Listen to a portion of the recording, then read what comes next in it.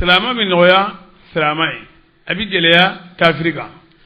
يجاهدون وبجهادك في سبيل الله على كسرلا ولا يخافون لومة لائم jalagili baka jalagili koro ذلك ako ufolin فضل الله odi ala ka saundiyaye يؤتي من ala ba ka saundiyaye di mogoma يشاء nayo kanu naye والله ala واسع aga saundiyaye waledo عليم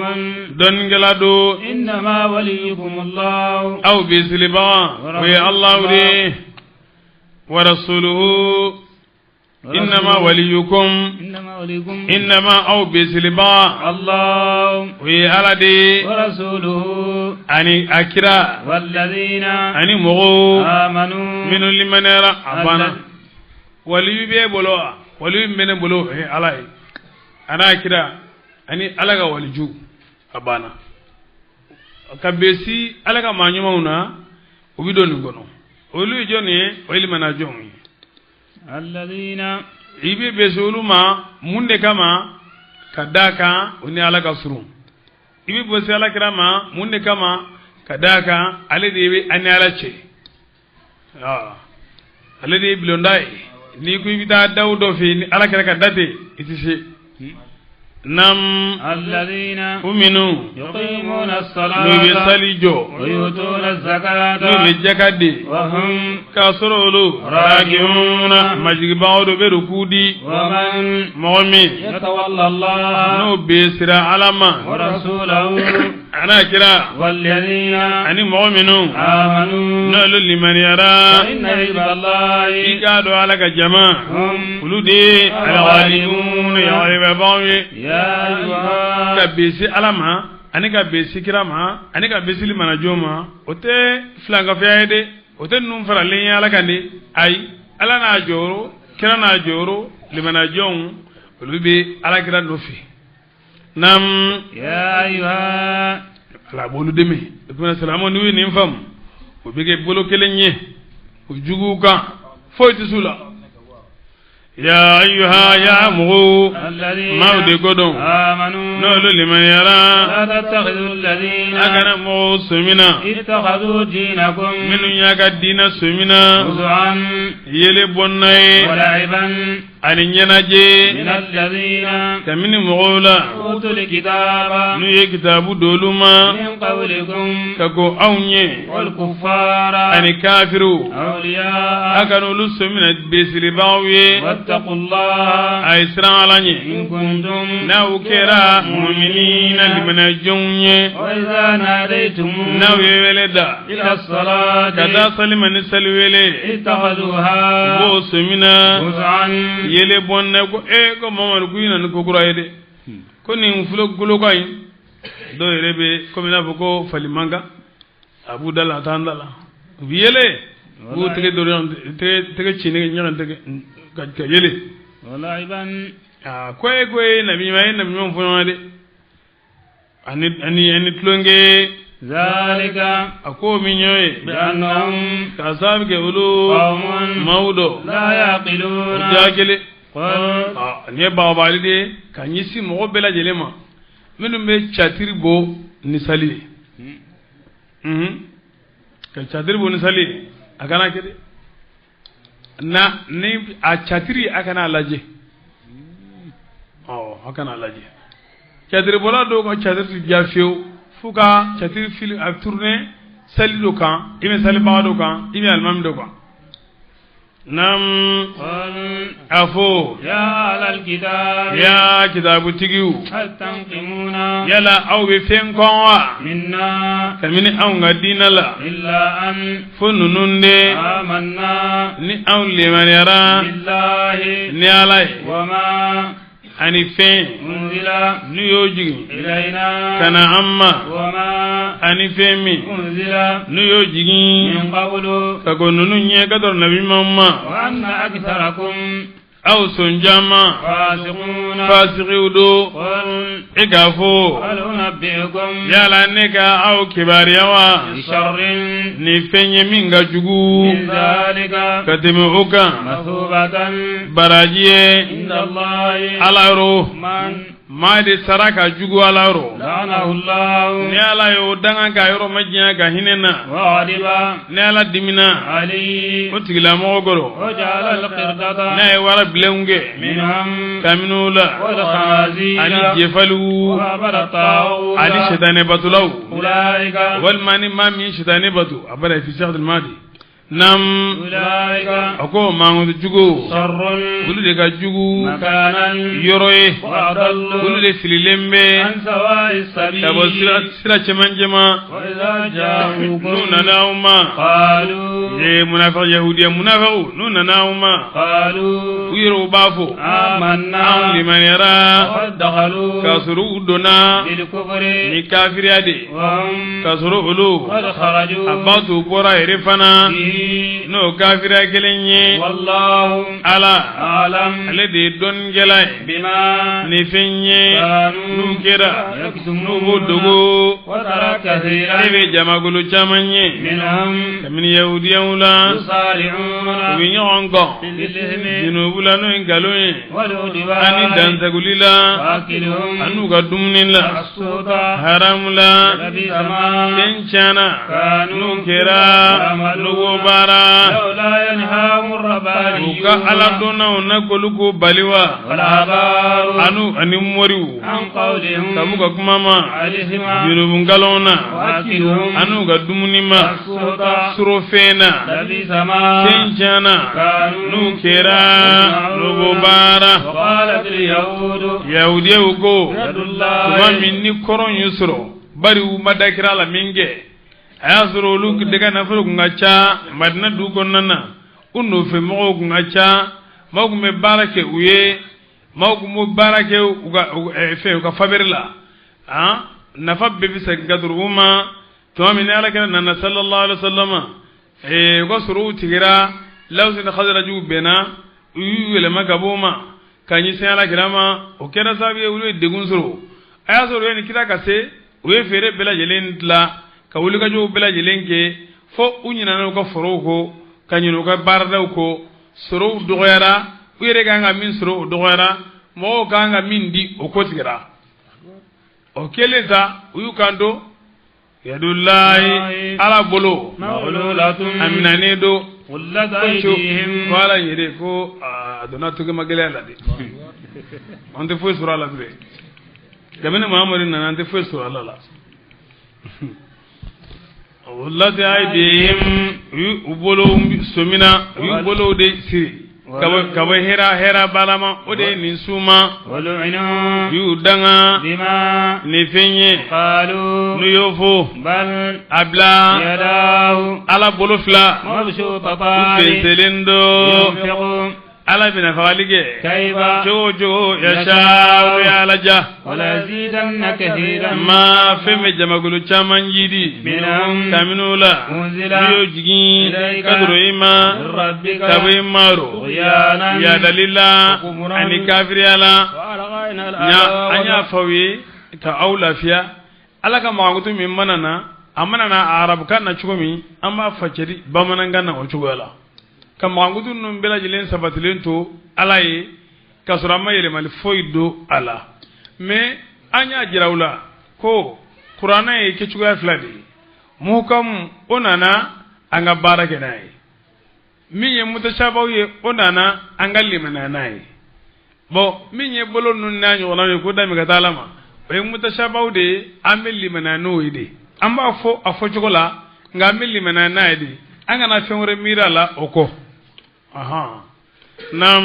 وألغينا العداوة an ye juguya cɔngɔ بينهم u ni ɲɔgɔn cɛ والبغضاء ani dusukongoniya إلى يوم ka taa القيامة tɛma jo don ma كلما tuma o tuma أوقدوا نارا n'u ye tasuma minɛ للحرب kɛlɛ kama أطفأها ala bɛ الله tasuma in dufa ويسعون u yɛrɛ u bɛ taama في الأرض dugukolo la فسادا tiɲɛni na والله ala لا يحب ala tɛ المفسدين tiɲɛnikɛlaw fɛ ولو أن أهل الكتاب kunya suru kitabu dungeo آمنوا no limanarani muhammadu ye واتقوا ku yere tanga kafiriyama لكفرنا an سيئاتهم kumbuka kojugu bela jelin tuse عنهم kabuma an ولأدخلنهم kumbu uladu جنات النعيم nemaka arjana soula ولو أنهم na kunya suru ulu أقاموا ne التوراة taurata jo والإنجيل ani linjili وما ani femi أنزل niyo jigi إليهم kana uma من ربهم kabu maro لأكلوا ukun be dumuni ke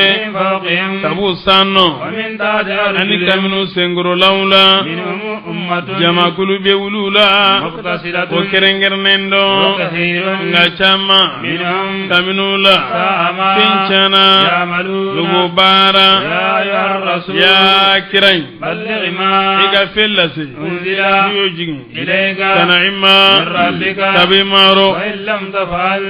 nimo bara فما بلغت رسالتي imala ka kirayo la sere والله ala يعصمك ala bi tanga من الناس kaminu mola إن الله على لا يهدي القوم ala di mo kanda الكافرين kafiru قل aya ambe suratul maida aya mbi woro ani bi woro na kofi aya mbi woro ni woloblana ko ya ayyuhar rasul ya ayyuhar rasul balligh ma ninji ko jumai ni kumana duku ko amana de nam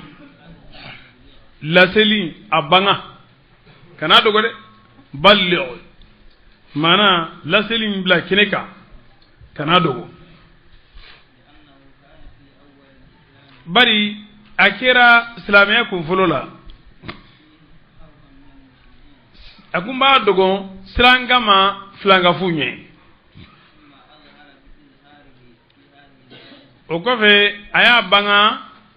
awa mana bangali ngama ni aya ngono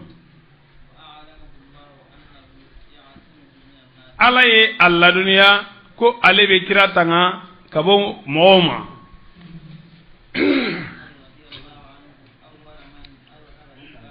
ako Umar ibn Khattabi ala ma jena gabama ale de kera mo fuloye min ya ka islamaya bila kenega lawata salatihi nam ako ni mo ke ima ka kera ulasi ma minum bafo ko wahi bitlaga to sabama uya nyamara minni min laseli ko yo qur'anai ani kiri minun lonembe awani dambe yen labulila kayo bela jele lase amara fegelen jidi ala ama foy dogo walau jaza alayhi nam laqad ayatil itabi nam asadirati akona asro ko be fendogo jalagile aminun no bora alayro kanyisi alerema kwa kumbo uludugo ka ayati abasa nam kome abasa ayan abasa wada wallah وآية ما كان للنبي أن يكون له أسرى ani ma kana lin nabi ayaguna la wasra wa yannu nasara kum fendugo kwa kum be uludo dugo وسورة تبت يدا أبي لهب tabbat yada abilabi kwa kum bo sura nun dugo واللفظ قل يا أيها الكافرون ani qul ya ayyuha kum quli mbwala وقل هو الله أحد qul huwa allah kum quli mbwala وقل أعوذ برب الفلق qul a'udhu bi rabbil falaq kum quli mbwala وقل أعوذ برب الناس qul a'udhu bi rabbin nas kum quli mbwala وقد شهد الله له بتمام التبليغ abate ala shirira aye ni lasili dafali حيث أنزل قبيل وفاته اليوم أكملت لكم bari دينكم ala jiginin ke ka gon kira so mai lamanye ko al-yawma akmaltu lakum al-yawma أكملت لكم dinakum دينكم wa atmamtu alaykum ni'mati wa raditu lakum al-islam dinan nam وورد أنه قال لأزرائيل anana kafo ala kira ko azrailima حين قبض روحه waqti mi ni kumina nimna أخبت akamina فقد بلغت ما abati nyalla selige وما عمل بكتمه awa kumana ambe kuma fuka dayano parce que ambe kene minga o sharia ka kene de min dogoranna bon ala iyo do ala kira de ala che gundo mo ananga man kuma détail au kan abi ko mena fambe waxtu jende parce que ala kira ani ala che gundo on te ga na dola fa awha ila abdi ma awha aya dabiri bon ko antanda dola ala kira ko ni la silike dron afen fe dirama ko ka foyi aya bifo abada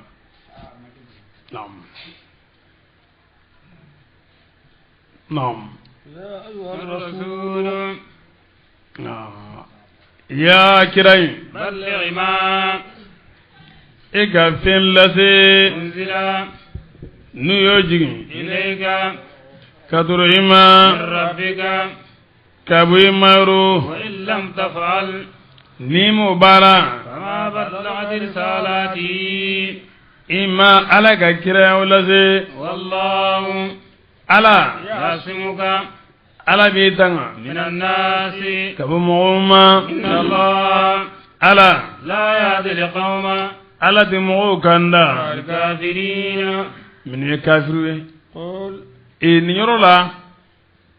don muso do de laka do islamala ni ayen goso bar ni jigine garri min gumbe kirala akoko kata ko ala ni tanga kaba asru mo kumba garri de ako be ga ceri ko ala ye ali tanga kaba nam ala ye ala kira bonya khurana ko jama na ba wele aba wele ni ya ayyuhar rasul يا أيها الرسول نعم نعم يا أيها الرسول يا كرا قل إكافو يا أهل الكتاب نعم يا أكو الله بين بمن توبلي يا موسى إني أنا الله أنا سورة القاسقون يا عيسى بن مريم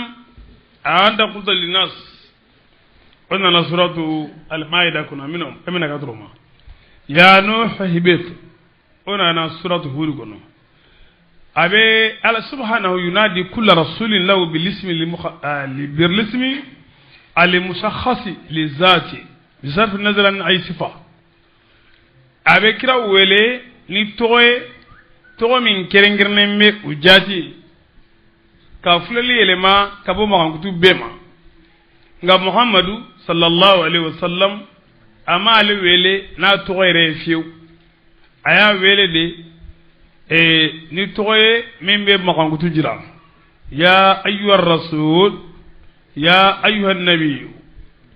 فكأنك يا رسول الله قد اجتمعت فيك كل مسائل الرسالة لأنك صاحب الدين الذي سينتهي العالم عنده ولا يكون بعد ذلك لله في الأرض رسالة إلا فهم يؤتيه الله لعاد في كتاب الله قادوا كفو على كده كرنجري barika sabi ale de ka kira labolen do ale de ka kira do maledo wa min azamat ar-rasul sallallahu alaihi wasallam anna Allah aqsama bi hayati ala ragmi min anna al-haqqa la yaqsim bi hayati ahad min al-bashar illa rasulah ala kallani kira kan ina mai ya fam anam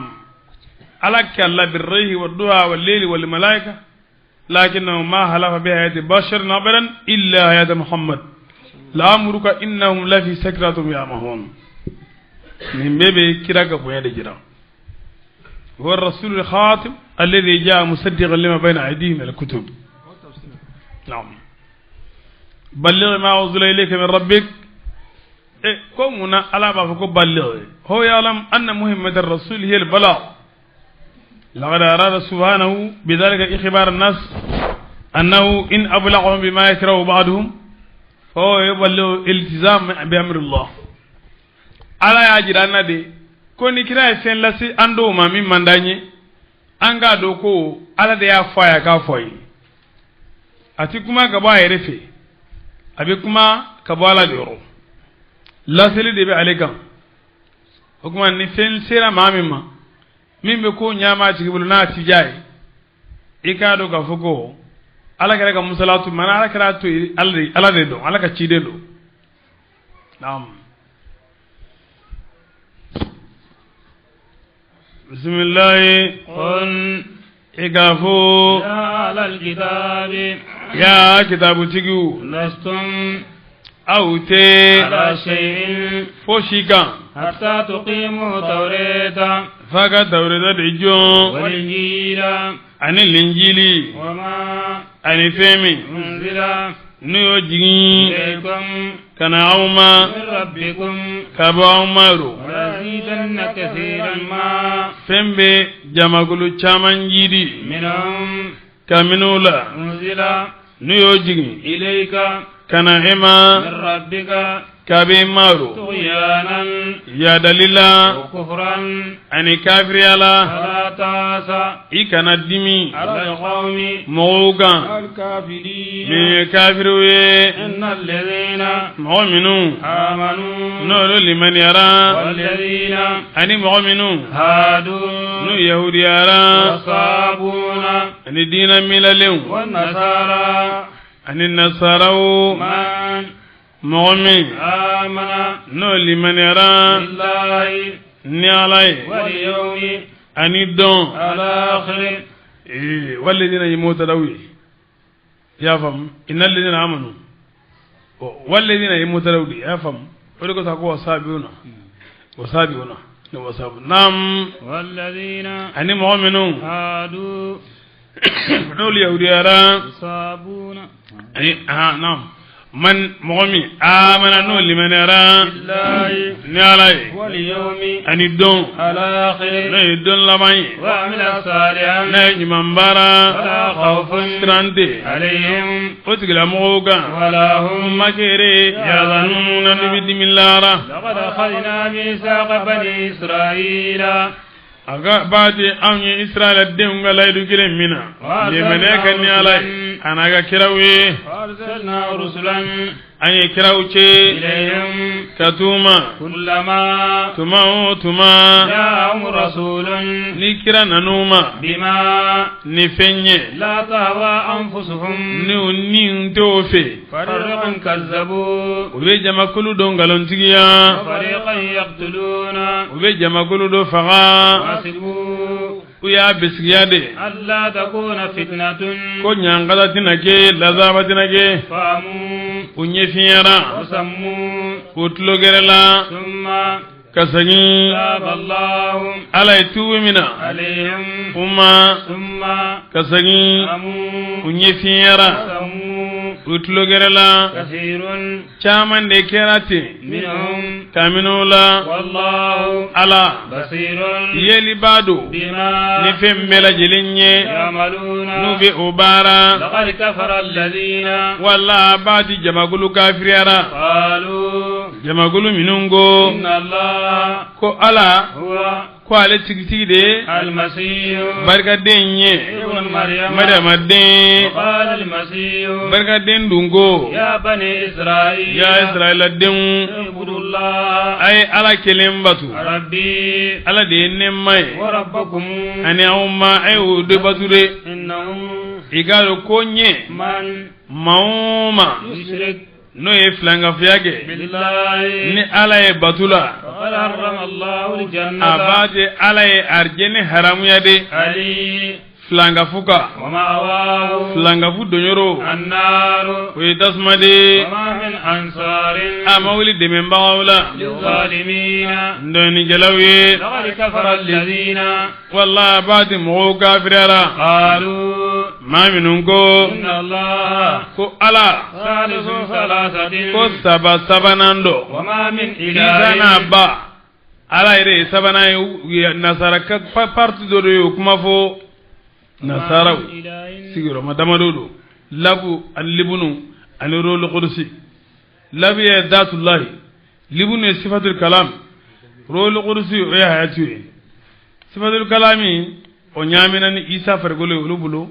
ko mi jin nono nyami chogo ko labu ilawi libune ilawi ruye ilawi o fara le nyonga fana ko bede ilawu kelen nasarawu tasilisi na jamakulu nani do naam bismillah wa ma min ilahin batu fem foyde ciega illa ilahun ko batu fende wahidun no e kelen bewe wa illam yantahu no fara amma kabo femma yaquluna no bo fo la massanna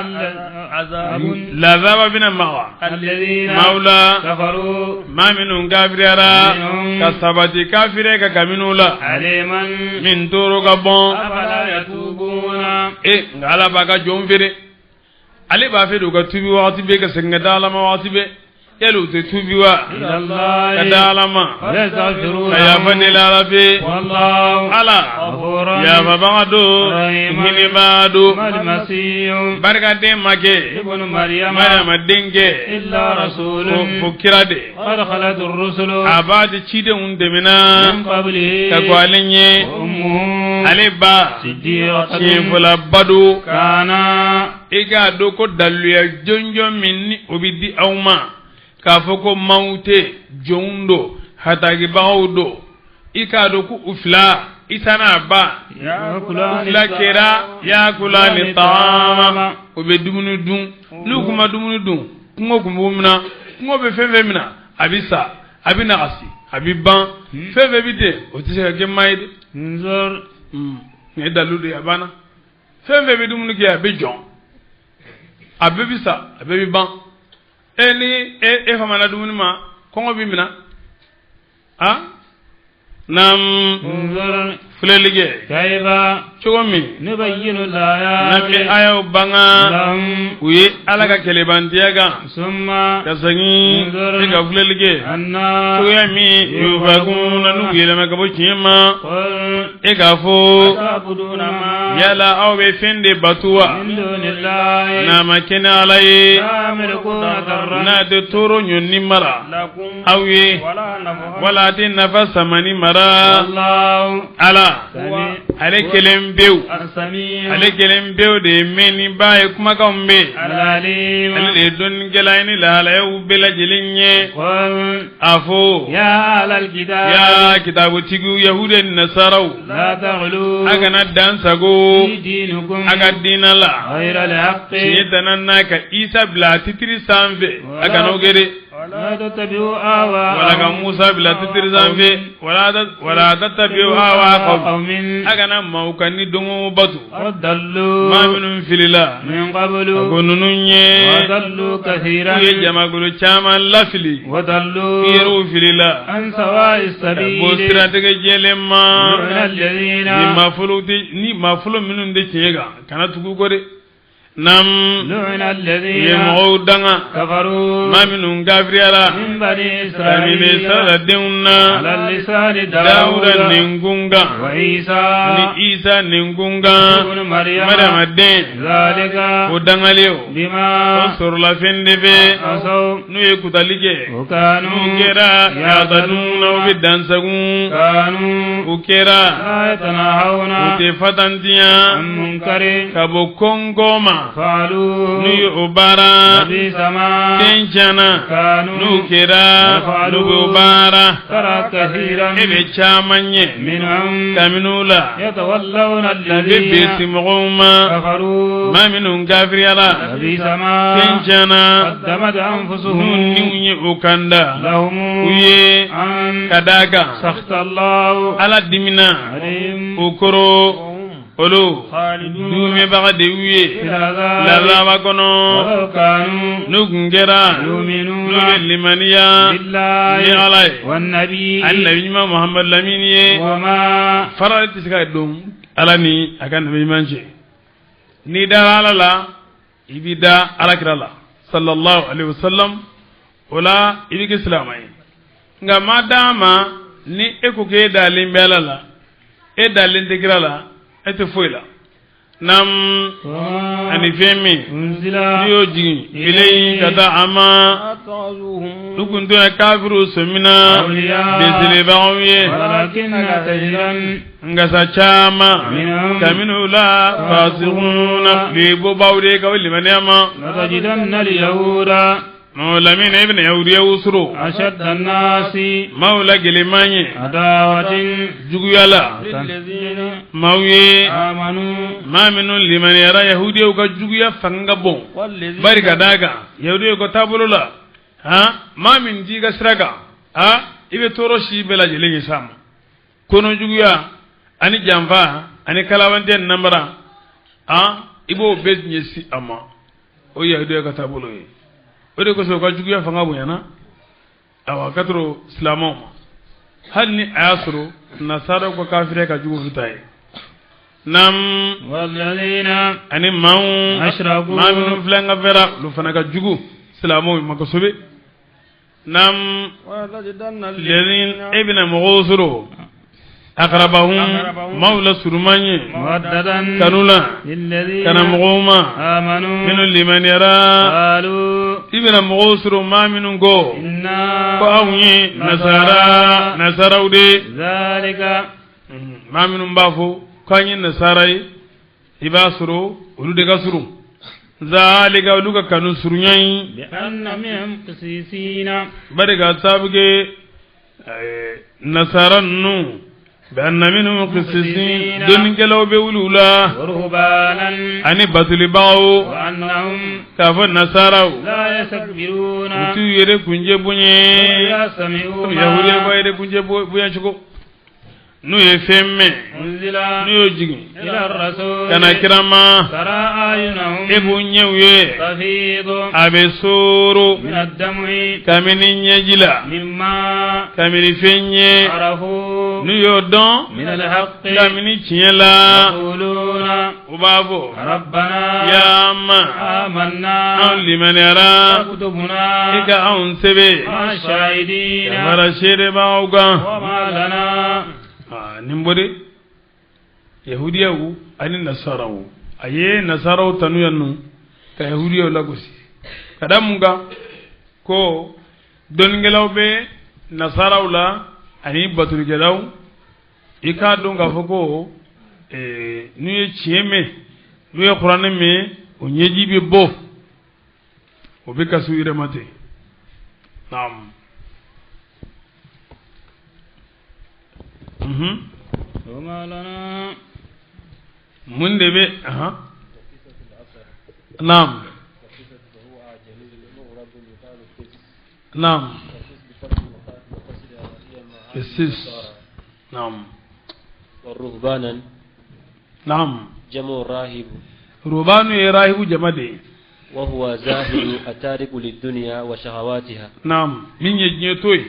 انا ندوكو كولو توي نزلت في وفد النجاشي نعم لنجيرا نجاشي كجمغلو دلا أيوة اسمه أصحمة قيل الصمهة أتودي كو أوا أصهم كو صهمة سامد كوني وحاصل ذلك نعم أنه سنة كمسة من البعثة أكو على كده صلى الله عليه وسلم نعم سنة كمسة من البعثة ساندورنا كمني على كده تشيللا اشتد عز الكفار للرسول الله صلى الله عليه وسلم ولمن أسلم أكو كافر كتورو بنينا ماي على كده أني مغي ما من إسلام يرى ولم يكن عمرو بجهاد nga ayasuro nyamare make ni jihadu فأمر الصحابة الذين لا غزوة لهم ako ay sabo nyamariya saba minun ni moyto lo bulo بالخروج إلى أرض الحبشة ku gabbo kata habasha ku du golo ko وهي الهجرة الأولى ni wode hijra fuloy وقال إن بها ملكا صالحا ako masake benno ay masake nyumai لا يظلم عنده أحد uti masu ndonyo o masake nyuro فأخرجوا إليه ay bo kadro ama حتى يجعل الله للمسلمين فرجا fo alabe demenge slamawi فخرج إليها 11 رجلا cetan kelen o bora kada enno وأربع نسوة سرا nam ani muso joli وأربع نسوة muso nani سرا bora dugula منهم عثمان بن عفان عثمان بن عفان وزوجته يؤدي بنت رسول الله صلى الله عليه وسلم nam فخرجوا إلى البحر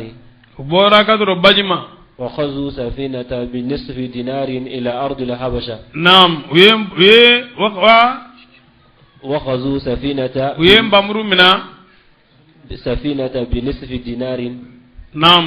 إلى أرض الحبشة utara no ye abashoga dugologa وذلك في الرجبة nam ثم تتابع المسلمون ko be islamo tugutura nyogonna فكانوا 82 رجلا fo labana ga ke ma bi seni ani flay سوى النساء والصبيان muso ni demson sentu ula فلما كانت وقعة بدر tumami ni badru kile kera وقتل فيها صناديد الكفار ni ye kafiru nyemo baw faga ula قال كفار قريش quraishi kafiru ko إن ساعدكم بأرض الحبشة e ka don ko aka joli juru ko be habasha ka dugologa فأهدوا إلى النجاشي we kumana fendi kata na jashikama وبعثوا إليه رجلين we chefla chi kata ama من ذوي رأيكم kamino ka hakili nyuma ndungewla لعله يؤتيكم من akwa عنده dola obe mogonun diauma لتقتلوهم yala sa anu faga بمن قتل منكم ببدر maun nola no fagara aula badri فبعث كفار قريش عمر بن العاص وعبد ye الله amru بن bil ربيعة asichi kadro najashima وعبد الله بن ربيعة ana abdullah ibn rabi'ata فقال له akumana kwama أيها الملك famai إنه قد خرج فينا رجل cedo bora auna سفه عقول قريش aye quraish kau ga hakilin nalomaya وأهلامها anu ga kikuyaw وزعم أنه نبي aya kuma langolo fo ko ale nabi mai وأنه قد بعث إليك براهة aye madu ci ma من أصحابه kamina ga jamala ليفسدوا إليك ku قومك kana ika maucen ibulu فأحببنا أن نؤتيك an ya kanu an gana ima ونخبرك خبرهم ka uka kibaran yefiye وإن قومنا an ga يسألونك mo ba nyini fe أن تردهم إليهم iku se ngana uma فقال ago حتى نسألهم an se go ke fangu yero nyininga فأمر بهم najasi fama kenya nyamarli ke ni islamo ye فأحضروه una nanu ye فلما أتوا بباب tumami nu النجاشي na najashi ka dala قالوا ugo يستعزن أولياء الله ala ga waliju be nyini فقال عيزنوا لهم ako ay nyewu ye فمرحبا بأولياء bismillah الله libbe ni ala ga waliju ye فلما دخلوا عليه tumami nu donaka سلموا uye salamu bila فقال الراحة من jama المشركين kuluko kamini flanga fula أيها الملك famai ألا ترى etaye أن ko anyi صدقنا chede fiye إنهم olo لم يهيوك umma ifo بتهيتك ni ka foli kanye التي تهيا foli بها kamin nu o ebi fonaye فقال لهم ak الملك masake kuma ما منعكم munde ya au bali أن تهيوني aka nefo قالوا uko إنا أن يفو هويناك بتهية أهل ni arjana الجنة den ga foli de وتهية ani malika الملائكة ka foli فقال لهم najashi kuma ما يقول aka صاحبكم chembe munde fo في إيسى isala وأمه anaba فقال جعفر jabar بن mun أبي abi طالب talib go يقول هو عبد ko aba الله fo ko alaka ورسوله jondo aka kira do وكلمة الله alaka kelema don والروح منه ni sunu man don kaminala ألقاها إلى مريم na di maryama ma العذراء min ye furubali ويقول في مريم aba fo maryama la إنها ko العذراء furubali do min البتول sigilen be ka bo chewma قال فأخذ ako النجاشي عودا najasi jigna ka ba ka pale ka kurunga ka kalamani do ta duguma وقال ako والله ngallana alay زاد aka صاحبك che majidilge على ما قال fenga عيسى ni isa yo fo قدر هذا nin العود kalamani hakela فكره المشركون tarasga قوله nola flanga fu ya ka kuma ngong وتغيرت unyeda وجوههم yelemana sabu فقال, kala nyine ma sabati فقال ako هل تعرفون yala ube شيئا fendon مما أنزل على kamili صاحبكم fenna ni ojigina aka chenga قالوا نعم ko ho gambo don قال ako اقرأوا aya fo فقرأ jafaru ali surat maryam kala وهناك aya كسيسين suru karamo be والرهباني ani alabatulaw وسائر ani النصارى nasara furubamo فعرفوا ما yefendon قرأ nayu kala فانحدرت دموعهم nyeju bona مما عرفوا fengo sonu yo don من الحق kamini chela فأنزل الله ala تعالى yiginin ke فيه odela ذلك بأن anna minhum منهم qisisin قسيسين nam فقال نجاشي النجاشي کو جعفر ما. لجعفر وأصحابه kana jiyon اذهبوا aita فأنتم بأرض aw عدو basigilen ben ne ga dugolo inga وفي بعض ber waye الروايات udola إن kafo أمر umaru amru Aslama. bunna an amru islamara najashi de على bolo يد نجاشي najashi de bolo وبذلك ube kuma kuroma fonni ode يليخزف ko sahaba do benno فيقال صحابي أسلم على يد aslamara تابعي tabi'u de bolo لأن bal نجاشي najashi لم يجتمع ale برسول makiraye الله sallallahu alaihi wasallam وأمر amru dun اجتمع we به kiraye بعد مقدمه من analenko الحبشة kabahabash وقام المسلمون silama عند tora najashi fenno بخير دار lidula nyumanye وخير ale جوار sigi nyonyala nyuma إلى أن هاجر رسول الله ko ka ala gara ka hijra ke kadro إلى madina المدينة ma sallallahu alaihi wasallam وعلى عمرو naka ko kordala وقهر ka أعداءه jugu kolu ya galebo وذلك سنة ستة من kera الهجرة sanworona kamin hijra la وكتب الرسول الله ala صلى gara الله ledre عليه sebe kadro وسلم najashima النجاشي على يد amru bin umayda damri bulu النبي ko زوجه aga umma habiba di ale mafrula بنت أبي abi سفيان sufyan de musu وكانت هاجرت مع aya zuru زوجها o hijra ke kafara chega ومات nga عنها chein fatura فأرسل النجاشي najashi جارية ye jomusochi يقال لها ba fo mako أبرهة abrahatu إلى أم kata حبيبة ummi habiba ma يخبرها أبا أن رسول خبرها الله صلى الله kafo عليه alakira وسلم sallallahu alaihi wasallam قد faya خطبها nyini فصرت بذلك anni sujarano ye وأعطت لجارية ay jomuso nye masrilang mina أوضاها kanat laha كانت لها ayo di ay mana umma habiba ay adafie ci den dafie ni masri dowe وأسنت لخالد بن سعيد في ajena نكاحها Khalid bin Sa'id ye ko ka do furula فأنكاها لرسول yadi الله ala على kirama sallallahu alaihi الصداق wasallam مبلغه Kurbenga. 400 دينار akumana afurfen valeri mutugali kemenani وكان القاتب لرسول الله النجاشي najashi de kera ala kira ka nyinnin kelai فأرسل إليها بجميع الصداق على أي يد فربين بلا جلنجي. جاريته أبرهة adde aka jomso bolono abrahe فلما جاءت tomamini بدنانير anana mani sanuye وهبتها منها أي 50 دينارا dinar bidiru dama فلم amma تأخذها songamina وقالت ako إن الملك masage أمرني ayri nyamariya ألا أخذ منك ko ngana شيئا foy mina ila وقالت أكو أنا صاحبة ذهب ni الملك والصيام masage ka eva sanu konye bine de bulu aga fena ka finu وقد صدقت ne بمحمد dara muhammadu la وآمنت limana به yarannaye وحاجتي ne إليك ka ci مني katro ema أن تقرأيه ikanga مني folise سلاما amma قالت نعم akombo okay وقد أمر الملك نساءه masage ya muso nyamariya أن يبعثنا إليك ka cili ke katro ema بما ni عندهن penye min buyoro من دهن kamini tulula وعود. ani wusula وكان الرسول الله ala صلى gira الله عليه sallam وسلم akungera يحاصر o القيبر sana biga khaybara bali قالت ummu habiba ko فخرجنا an إلى bora المدينة kana madina ورسول الله كاسرو صلى الله على عليه كراب وسلم خيبر.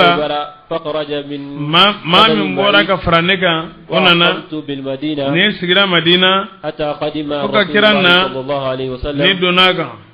فدخلت عليه nam فكان يسأل أكيرا عن بين ينغا. النجاشي kabana jashima فقرأت عليه ne سلام polisi من ama أبرهة جارية abu الملك abrahata ma ne masake ka jomso ye فرد الرسول الله على صلى قراءة الله فوليس عليه وسلم غاما. عليها السلام nam وأنزل ala الله ala surlaka ninjigi bismillah وما لنا mun de bianye لا نؤمن nan de limaniya بالله ne alay وما ani femi جاءنا no nana amma من الحق kamini chena ونطمع an yeru banata أن يدخلنا ربنا amma ka alladu مع القوم tafaramuga الصالحين ne manyumanye فأصابهم الله ala usara بما ni fenye قالوا nuyofo جنات arjana sola تجري الأنهار o folon bi boli من من تحتها وجكر لنا خالدين دوم بعد ويه فيها أكننا وذلك أكو من يوي جزاء المحسنين ودين من جلوك سراي والذين مؤمنوا كفروا نولو كافرا وكذبوا نونغالن تجيرا بآياتنا نانغايوي أولئك وتجلمون أصحاب الجحيم ودي تسمى من الدنجوي يا أيها ni a jigira jonde la jigira mogotande la motan yi ñogon fara ñogon ga usmana bun mazun jamhi ga sokono ga ñogon dala je kunye minye ala kira mo de waju dondo foko kasi uddu sukun hinena o yere hamena kugo sembo ajiye ko nyere la pew ako chamai kugo sembo abela abubakar siddiqi Ali ibn Abi Talib, Abdullah ibn Mas'ud, Abdullah ibn Umar, Abu Zar al-Ghifari, Salim, no ya Abu Zar daga jongawrali, Miqdad ibn al-Aswad, Salman al-Farisi, Ma'qal ibn Makran, Usman ibn Azun, uyenyon sara linyonya tabianga ka foko kuka kasafinu do. Ka uyere kobo. Ko sembo musokola. Ka wati be sun ka su be jɔ ya me iyala kuta minan de bi bolo ku te sinɔgɔ dilanga fɛn fɛn dilan fɛn selenba ye fota ye ninnu u tɛ sogo dun u tɛ kɛn dun u ti gɛrɛ muso ma u tɛ gɛrɛ tigɛsa duman ma u ka taa u kun fɛ dugukolo la. نعم فبلغ ذلك النبي وكبر سير على كلامه فأتى دار عثمان بن أنا عثمان بن مازون قسمه فلم يصادف أما سره فقال لامرأته على كلامه مسوما أحق ما بلغنا أيوة كبر من سير النما كوي فرجما شندوا فكرهت أن تكذب أياكم أكان قالون تيجي وكرهت أن تكذب أياكم أكان شيكا غندوفو فقالت يا كلو مسو كنتو شيكا غندوفو أكو يا على كلام إن كان قد أخبرك عثمان دي أوفيه فقد سرق أجنفو فانصرف رسول الله على كلا يلمنا صلى الله عليه وسلم فلما جاء عثمان مامي أبا عثمان ننا أخبرته بذلك مامي عثمان ننا مسوما يكما يفاي فأتاه هو وأصحابه علينا كجماعة مغتان بينا على كرامة رسول الله صلى الله عليه وسلم على كنما جد على كرامة كاكسي فقال لهم على كراكوما ألم أخبركم أنكم يلو مني كبارك فو أو أنفعتم على كذا وكذا أو بنا نينغا فقالوا بلا يا رسول الله على كرا تشيرون دي وما أردنا إلا الخير بري أو نيكا لا يندو على كود كدي أو منا كو بيبي على كوما أما فوي لا ينفوهرا فقال رسول الله على كراكو إني لم أمر بذلك ومن نيامراني وينو دومن نيامرانو ينتناو نيامرانا يدي ثم قال صلى الله عليه وسلم على كراكو صلى الله عليه وسلم إن لأنفسكم عليكم حكبي أني ونيوكا فصوموا أيدو وأفطروا سون أكادومي وقوموا وناموا أيدو جو أكادو سنغو فإني أقوم نبي وأنام جو مسنغو وأصوم وأفطر ميمي وأكل اللحم نبي سغودون والدسم أنيكين وأتي النساء منا مسوما فمن رغب عن سنتي نما من بانانيك سنما فليس مني وتنا دوي ثم جمع الناس نكوبي أي مو فرنونغا وخطبهم أي خطبة كلا وقال نكو ما بال أقوام حرموا مندي النساء مغو كلا على يوي حرموا النساء نيكوني على كده خطبة شوي تي تيتوما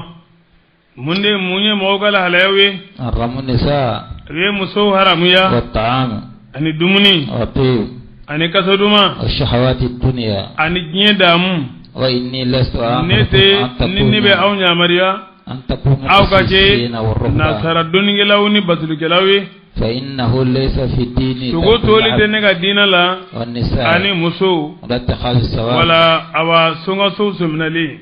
وإن سيأتوا نيكا مندونغ يالا ورهبانية أنوغا موريا الشهادة وجهادو دي وعبد الله أي على بطو لا تشركوا به أغانا شيئا فوي فرالكا وهجوا أي هي واعتمروا أغا عمراجي وأقيموا الصلاة أي تلجو وآتوا أغا الزكاة جاكادي وصوموا رمضان أي سنغالو سن واستقيموا أي تلين استقم لكم ويتلين أوي فإنما هلك من ما هو على جرامين غناو ني نيجيلي دي شددوا على يجيلي أنفسهم كو يروغا فشدد الله على عليهم يجيلي كو كان فتلك البقايا ودي في فلو التاريخ توي الصواب بكون نولا لسونغانزولا فنزلت الآية نصر لك بسم الله يا مو الذين مودي قدم آمنوا نولو لمن يرى لا تحرموا طيبات ما أكنا فنزن من حرم يا أحل الله على يودك لكم أوي ولا تعتدوا أكنا دانسكو إن الله على لا يحب المعتدين على دانسكو باو في وكلوا أي دمونيكي مما تمي فينا رزقكم الله ni ala ye aw geresege wula حلالا dagalen ye طيبا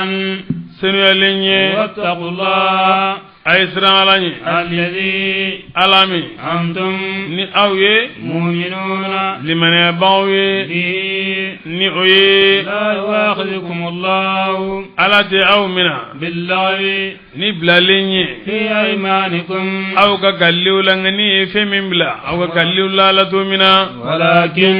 nga يؤاخذكم a bɛ aw mina de بما ni fɛn ye عقدتم الأيمان n'a ye kalli sɛbɛw siri o kan وكفارته kalli ka fara إطعام 10 مساكين o ye fandantan dumunili de من أوسط ما nege kelen bidi kelenkelenna bɛɛ lajɛlen ma من أوسط mure ما tilancɛ de ko do تطعمون kabini fɛn cɛmancɛ la تطعمون n'a أهليكم b'a dun kɛ o dumuni أو كسوتهم walima o feere boli أو تحرير رقبة walima jɔnkan hɔrɔnyali فمن mɔgɔ min لم يجد n'o m'o sɔrɔ فصيام 3 أيام tile saba sun b'o tigi kan ذلك o min y'o ye كفارة أيمانكم o de y'a kalliw ka kafara ye إذا حلفتم tuma min ni aw kalila واحفظوا أيمانكم a y'a ka kalliw tanga كذلك o cogo in de la يبين الله آياته ala b'a ka a ye o banga لكم aw ye لعلكم a dɔw la تشكرون ana barika da ala ye يا أيها ya mɔgɔw الذين maaw de ko dɔn آمنوا n'olu limaniyara إنما الخمر i k'a dɔn ko dulo والميسر suulikɛla i y'a faamu fɛn bɛ mɔgɔ su n'a b'a fɔ ma jilama o de ye dulo ye a haramalen don ani sobɔn والأنصاب gagné perdu fɛn fɛn tɔgɔ ye ko gagné perdu a bɛɛ haramalen don a bɛ zoe minnu kɛ ni gagné perdu don a bɛɛ haramalen don o bɛɛ de wele ko major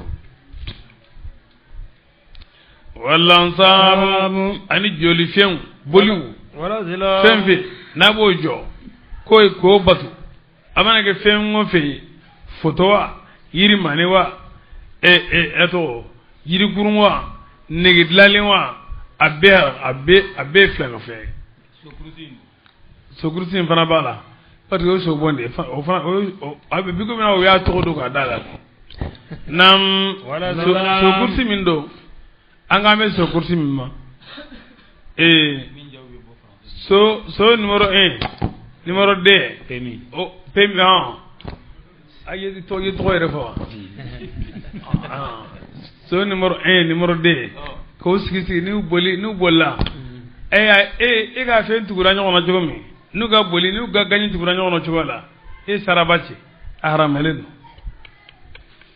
naam an tɛ ka kipu da so kursi la o haramalen tɛ o bi bɛn baasi t'o la awɔ naam wazalilamu ani tilalikɛ berew u b'olu min batu ani u b'olu min sɔn olu bɛ fɛn nɔgɔlenw de a bɛɛ b'olu cɛtani ka baaraw de a y'a mabɔ o bɛɛ lajɛlen na a dɔw la ana niyɔrɔ sɔrɔ wa dɔgɔya silamɛdenw minnu bɛ diɲɛ fan o fan a k'a dɔn k'a fɔ ko silamɛ ka baarakɛ minɛn tɛ ninnu ɲɛ silamɛ ka fɛn ɲini sira tɛ ninnu ɲɛ wa silamɛ yɛrɛ man ka don ninnu na a y'a sen bɔ a ko la n'i y'a ye u bɛ marché silamɛ jamana la silamɛw m'u ka silamɛya de minɛ n'o tɛ n'i y'i ka silamɛya minɛ ninnu tɛ marché o Faransi ni dugu jɛra wala Espagne dugu jewo je do bita u kawarni do ni gola dongodo oye kabako do koy singene mbado ni no a haramale do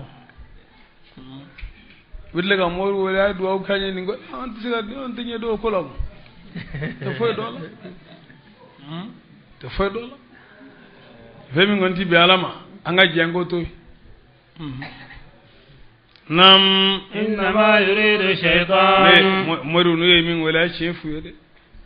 ka figa numero 4 wala ma kana chefu yese kele afuki tise ko tise okay ara ateme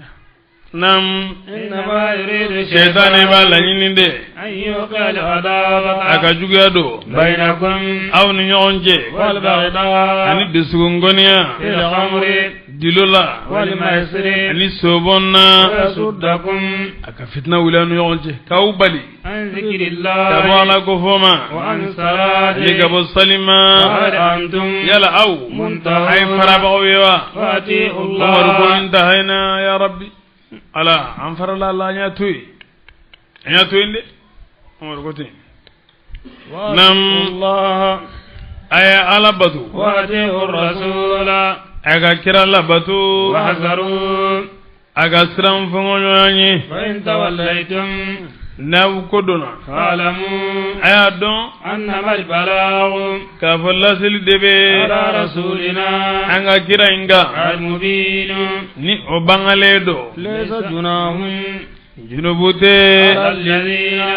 moga آمنوا ha ni yorola nam hakaza akwanga dilotwe anga sobente hakaza lansabun lazlam angotoy ngayet lofo nunye kasoro nun fana ka jugun parce que lube ma ga tawhidi de reggen o be kunye denga do ko lo koy amano anga he ga toy nam ليس جناح junubude على الذين moga آمنوا واتيوا الله في الحكم العام اتيوا الله واتيوا الرسول في الحكم التفصيلي ولا على نساج البيت واقيموا الصلاة ويحكم العام خذوا عني مناسككم نانيونو نعم وهذروا آيات قولون دي فإن توليتم وهذروا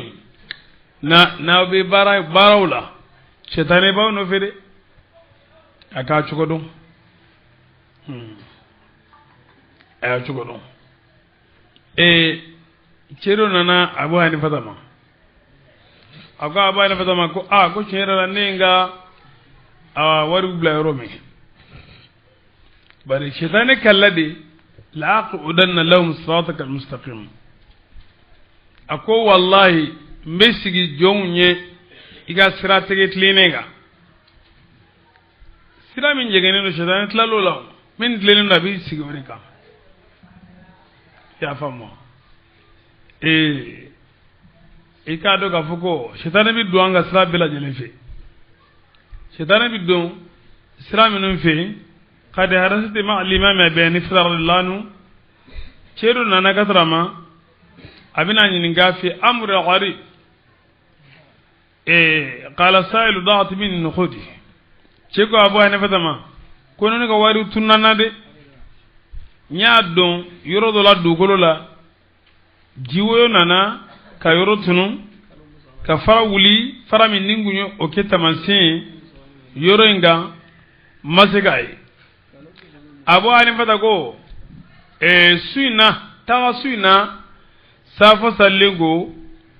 isudu utlama iga jo imanye kurlala ka joka sali faka fajiri surnya nindugu jera igana jabu fonye imana minye igano fonye awa fajiri wati chena nagadra abi anfadama akonyinga na fulo yegoi abu anfata gogoyeli ya chugoi ke ko iya fo cogo mi ko nga wuli ka jo suru utlama ne wulle ka jo sali kama kanto sali kono argan kelen fla saba awa kanto sali uchamanje la doron hagili sinaga ta jigi nga sanu nyoro la coy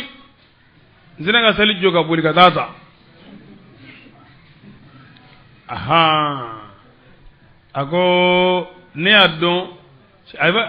ayba hana mata yelela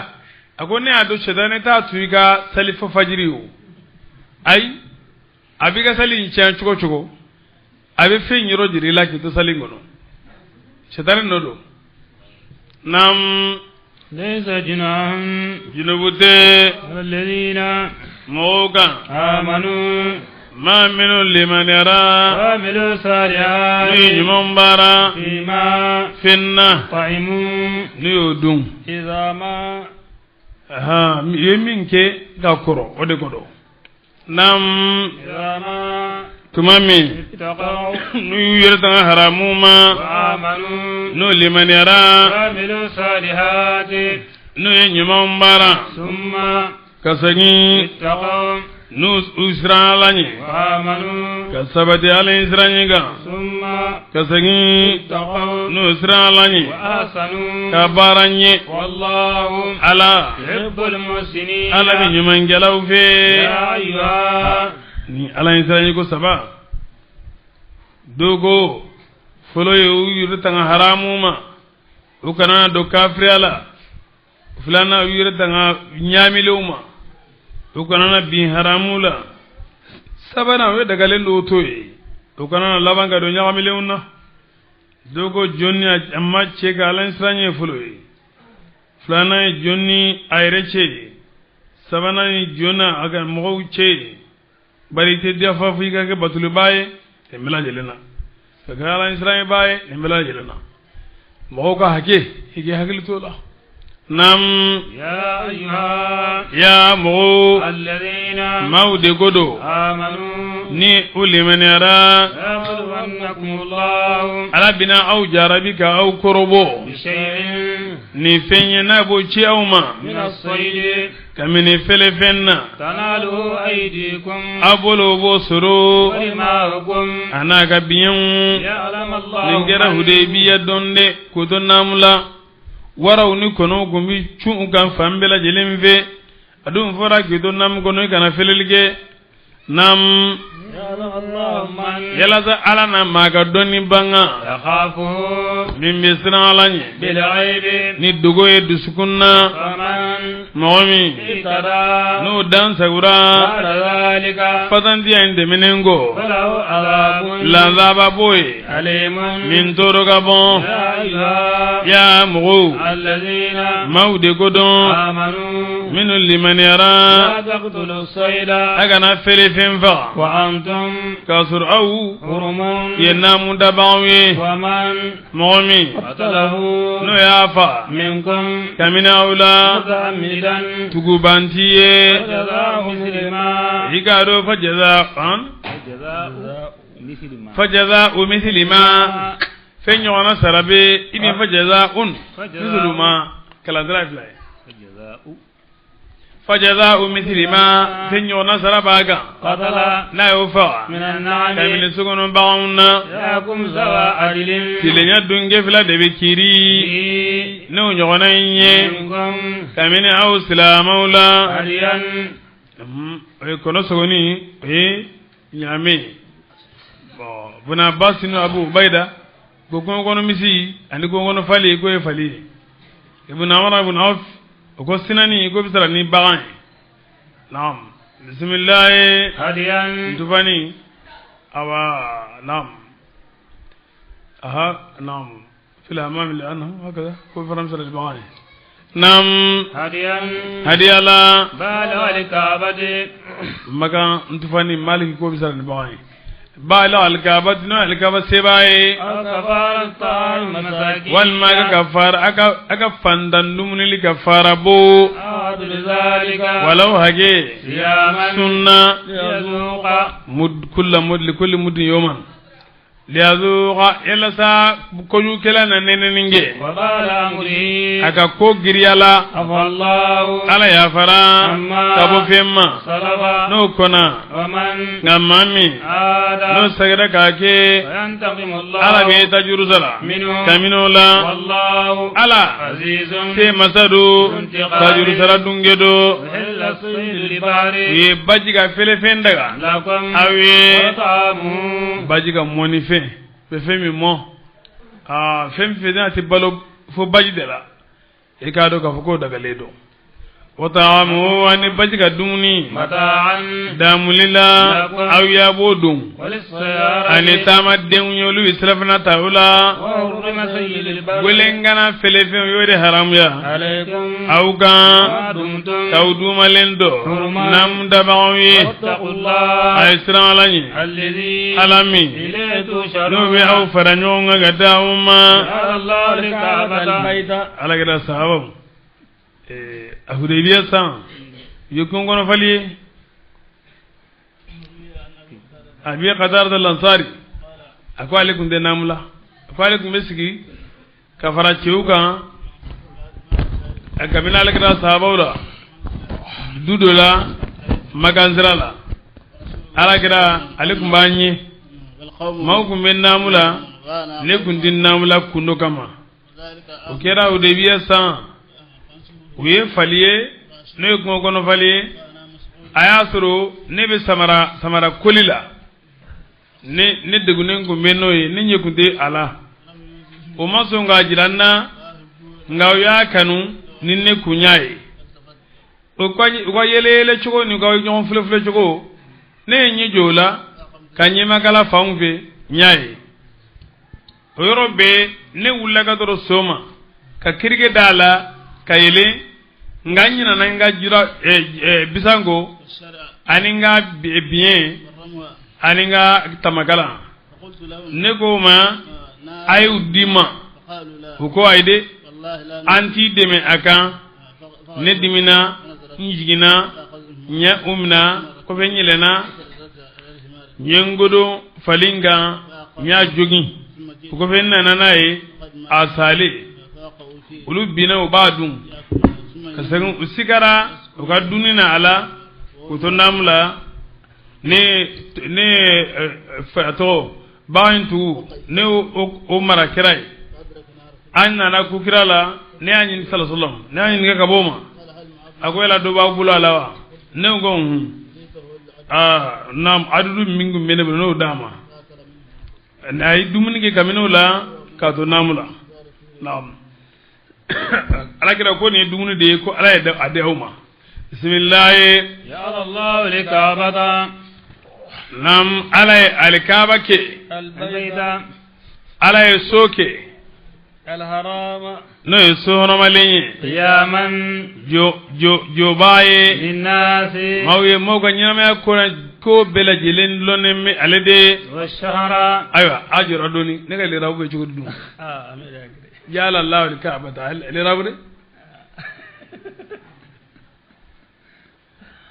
alaikum ba fe ne ka fude ala alkaba ke sohro malenye mais asu bayan dem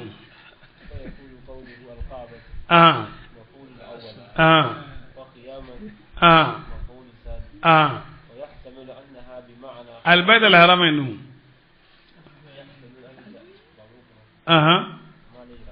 أمالي أتبين دم أتبين دم جعل الله هل نايجاني الكوان بوي جعل الله البيت الحرام أبيجو أو alay alkaba ge alkaba alay sohoro malenge mana alkaba de sohoro malenge alay alkaba ge ay sohoro malenge qiyaman jolid lon venye mawi mana mogo dina konyi bebid lon ni alkaba de ni aje simena sa dongo do be wuli kasali ni bi sali bi nyeti fanyu mayma alkaba silama ju sendurna hiju bidaga yero jumai alkaba wala silama dina fam babidlon ne alkaba de nam et puis balo fana chama maga ngaw ka balo chama dulo ni minadi nam jo fenye للناس mawe mawka ko chama dulo ni minaye والشهر ala kaloge الحرام kaloro malinyi والهدي ala hadage ani والقلائد dulon fen ذلك ala wo bela jelenge nyama batu dulon fen ye لتعلموا ako keli kunyede yala sa awna do أن الله kafala يعلم ما abi fendo في السماوات fen be sangolola وما ani fen في الأرض no be dugma golola وأن ani الله kafala عليم don gelado بكل fen شيء bela jelenye اعلموا aya don أن الله kafala شديد العقاب akalla baka gele وأن الله ani kafala غفور ya fa ba'du abisli ba'wi رحيم hini ba'du nuye ما على الرسول koy digraga إلا البلاغ walla selide والله ala يعلم ما ala bi fen bela jelindo تبدون nabo banga وما ani femi تكتمون nabo dogo قل afo لا يستوي الخبيث jugumandi damakenye والطيب ani sunuma ولو أعجبك كثرة ani الخبيث jumanja ija واتقوا الله ay salani يا أولي الألباب ya genyumantigiu لعلكم adolaw تفلحون awna nero basuru يا أيها ya mugu الذين maude godon آمنوا no liman لا yara تسألوا aka na nyiningalige عن أشياء kabo konyi dowuma إن تبدا nuyo konyi nunumbanga لكم awye تسؤكم abi awdimi وإن تسألوا ngana nyiningalige عنها kabo ama حين tumami ينزل nube القرآن qur'ana jigi تبدا kumana ubu banga لكم awye عفى الله ubu wanyiningal chama umay dinara parce que na nyingal cha ko jugu gilali bina kede abi adi segono ko ala fendo daga ga fendo haram ya ka idade ka be fendo ma hine gama ni awi ngama nyina ko aka nyin ngalgi ga boma nam عفى الله ala ya fara ka bu nyin ngali fuluma الله ya kana senga nyongorege ala غفور ya babadu alimun mubadu قد سألها قوم abade modo ye konyen no nyin ngalige من قولكم ka gwaunye ثم ka sagi أصبحوا kumana ulabana بها nae كافرين kafiruye ما جعل bugare الله kaya من lagali ka bo بين anas bin malik ma ko gira khutuba kala khutuba la ala kira go nae nyin nga femvela yano mawjawi dawla ka joko ne faajuni agoge faay ka tay Allah o ba ko ale ma doli kan nin ce nyogon nalo mai ko nyogon ma nalo te arabula ne go go fa jeni na gu ni ifa to fu ma werela ne ma obi do ni fami min no sikile e ko mem fo nam ما جعل الله من بهيرة ala matlo faralen shige ولا سائبة ama bala blalen sige ولا وسيلة ame banden tugli ba sige ولا حام ama bango tangalen sige ولكن الذين jahiliyaw uka shetane batu chugo de fleni ani jobatulaw ani bolikol silaw uluka détourner ni commando de ni ko fendu ka doluma o tesla mala de ha bam blali fansi tesla mala kavanga bam bla he duga saragai ba korni bla ko duga sarado aya katige duga foite duka kobe ala de wala to ba korni bolo de wala ka fali bila na dona mami ga forola atige ha ay fali mina ga da fere awo akana so mare islamaya dugu akana foyu bila ko e duga saragai a bewe aka ala mina woni nam ولكن الذين namma minu كفروا n'olu gafiriyara يفترون الكذب bɛ nkalon tigɛ k'a da Ala la وأكثرهم muso caman o tɛ hakili de وإذا قيل n'u ko u ma تعالوا aina إلى ما ka duru fɛn ma أنزل الله ni Ala y'o jigin وإلى الرسول ani ka da kira ma قالوا u b'a fɔ حسبنا an wasa ye ما fɛn ye وجدنا n'an آباءنا y'an faw sɔrɔ o kan أولو كان yala o آباؤهم wasa y'o ye wa hali ni u faw kɛra لا يعلمون n'u tɛ شيئا foyi dɔn ولا يهتدون n'u tɛ kan na ka taa tiɲɛ ma يا أيها ya mɔgɔw الذين maaw de ko dɔn آمنوا n'olu limaniyara عليكم أنفسكم a y'a janto a yɛrɛw la de لا يضركم من maaw ka nin aw yɛrɛ a ye yɛrɛw ɲɛ a ye jɔn n'a yɛrɛw ka dilali ye an b'o wagatiw de la de waati wɛrɛ tɛ koyi nin waati yɛrɛ don an bɛ jamana min kɔnɔ layiki don ne ko i bɛ mɔgɔ dɔ diyagoya ko dɔ la dɔrɔn yan ni jamana ka sariya tɛ taa mɛ n b'i kan dɔrɔn e kɔni i bɛ se k'i ta fɔ mɛ mɔgɔ diyagoyalen t'i kan dɛ nam لا يضركم من maa tɛ aw toro ضل n'o filila إذا ni aw kanana الله مرجوكم aw seginyɔrɔ bi ka da Ala ma جميعا aw bɛɛ lajɛlen وينبئكم Ala bɛ aw kibaruya بما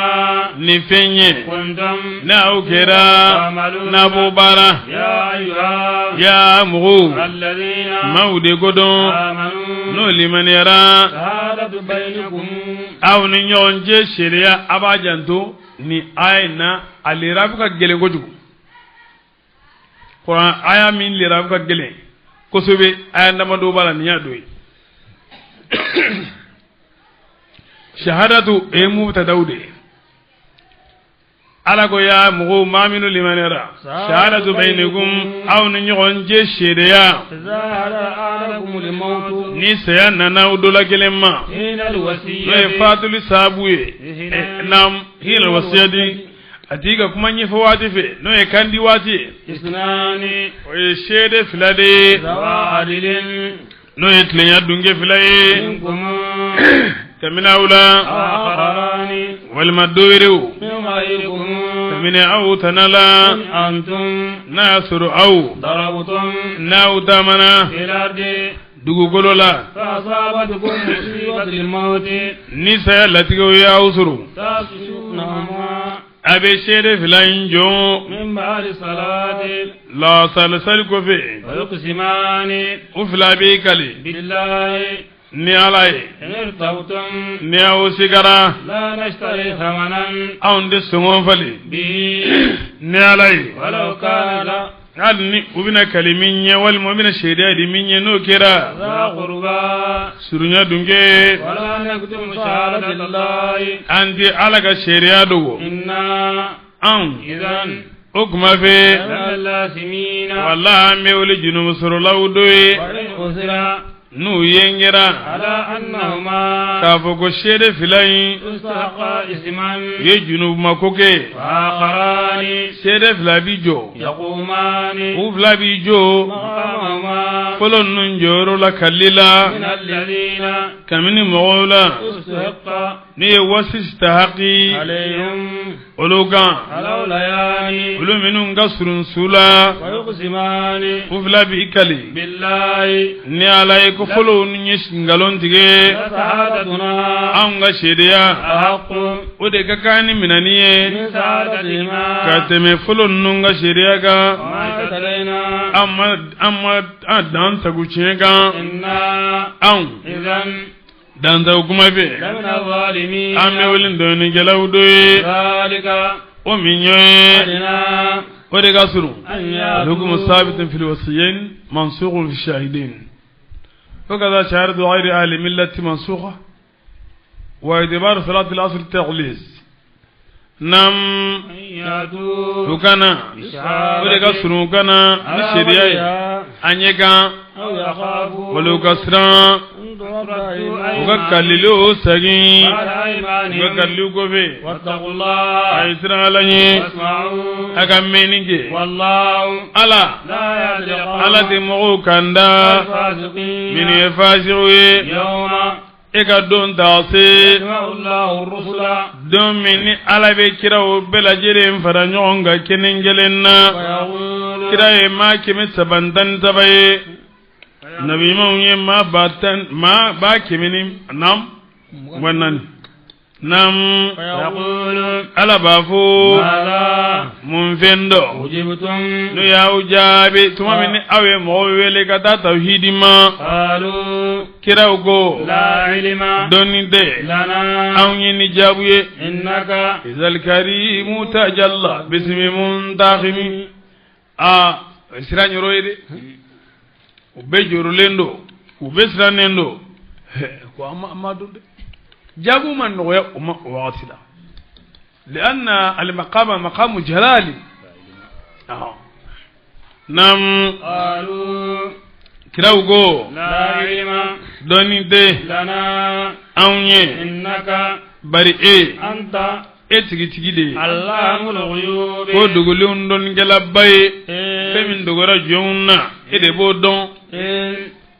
tum babi ke tuma de la قال الله tuma min ala ko يا عيسى isa yo ابن مريم maryama den ekodo اذكروا نعمتي ega ne ga nema kosuma عليك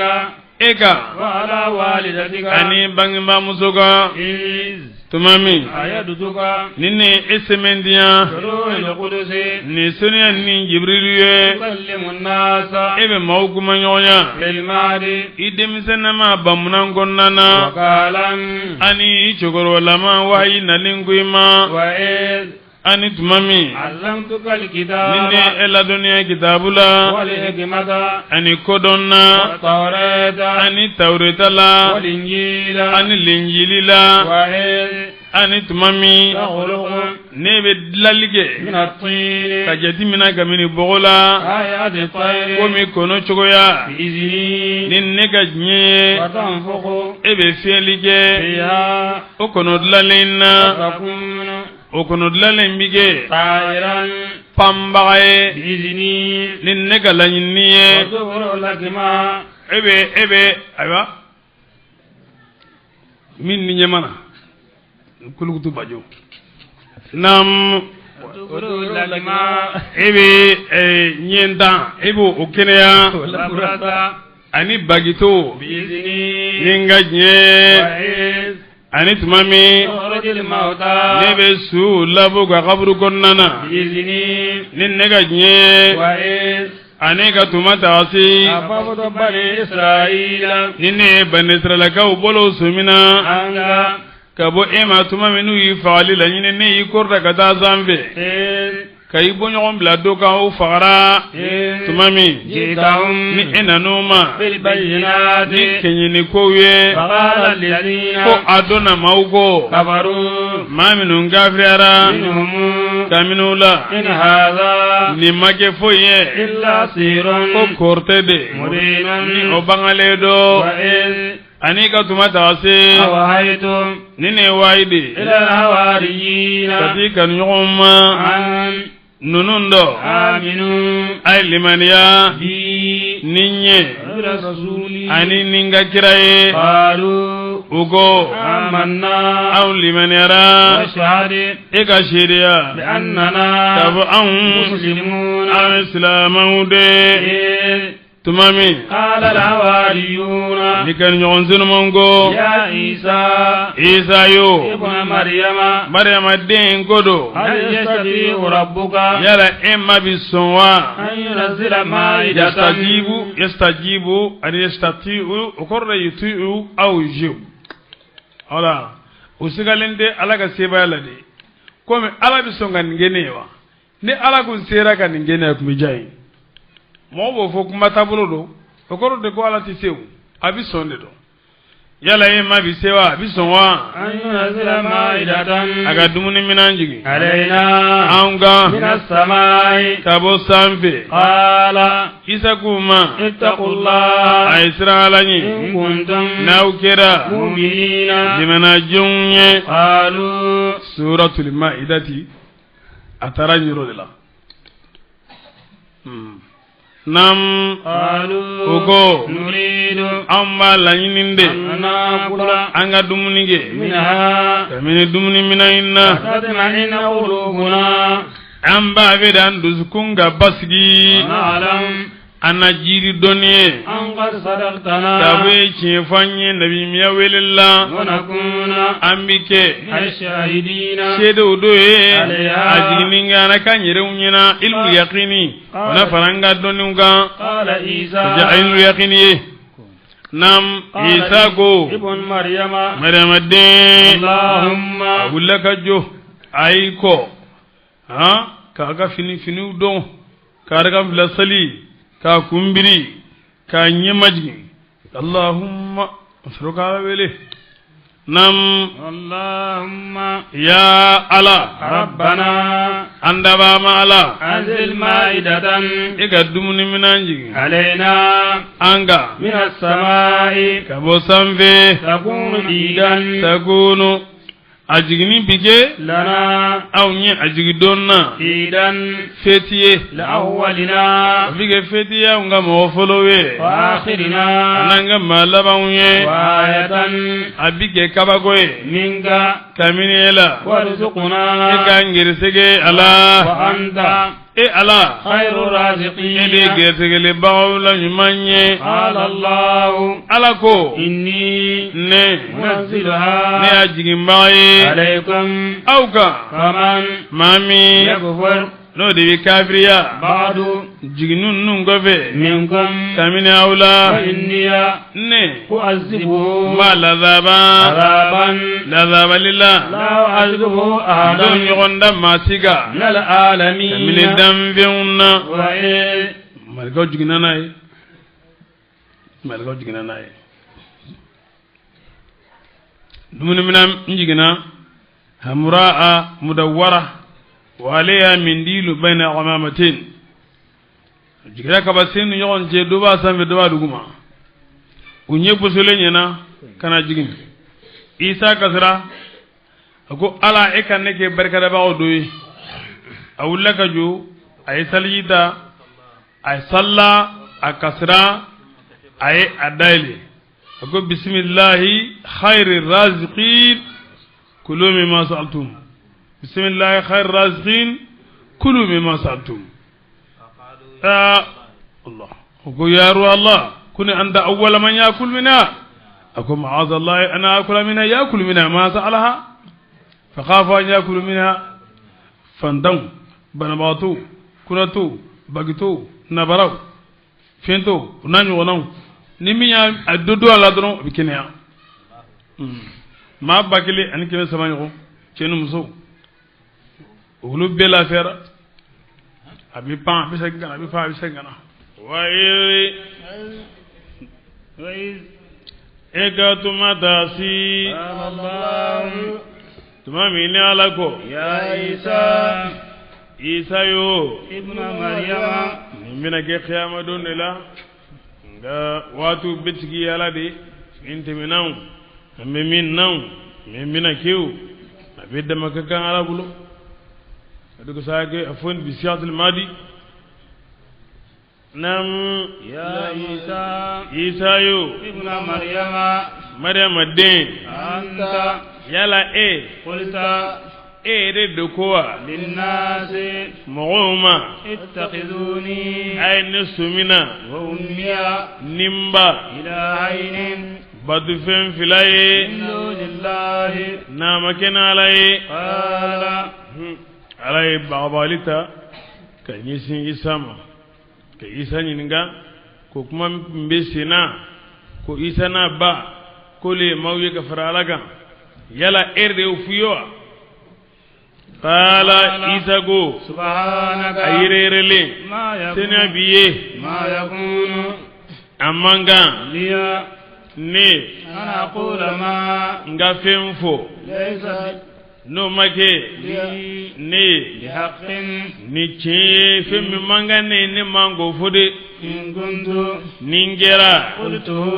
ni nyafo فقد علمته abade e adonde تعلم ما ebi fendo في نفسي ninne bo dogo ninna ولا لما nganeti fendo في نفسك ni ebi dogo ni ebo odogo in iga don tawla إنك e ala أنت itigitigi علام الغيوب ede ko dogolon don kala bay ما قلت nema foifo لهم uma إلا ما ko femi أمرتني ni ere ne nyamaria به ni oye أن أعبد الله yennun de fuyi abdullah ala kelembatu ربي ala de ne mai وربكم ani awma وكنت nere kera شهيدا shede bae عليهم uka ما دمت tanduma ledo فيهم ula o manin kuma fo ni nyana de فلما tumami ni توفيتني ne nimina كنت kangur daga da sanve ekera أنت etigitigi الرقيب kolo siribae عليهم uka وأنت e ala شهيد e shede de على كل شيء bemela jelinga إن تعذبهم ni ulazaba فإنهم mana iga do kafir nono عبادك iga jonde do وإن تغفر ni ya fara لهم ni mana jumma فإنك e أنت etigitigi العزيز ede se masaye الحكيم. ediga kiri benendo قال الله alako هذا nin qiyama don يوما nin digera donye ينفع صادقين صدقهم ni chefulaw ka chebu nafa لهم جنات aljana so chefulaw ba chebu nafa lahara don na kom isaw na nyonaw mami macne fo nyena allahara ni chefa ti nafa kom iblisaw nam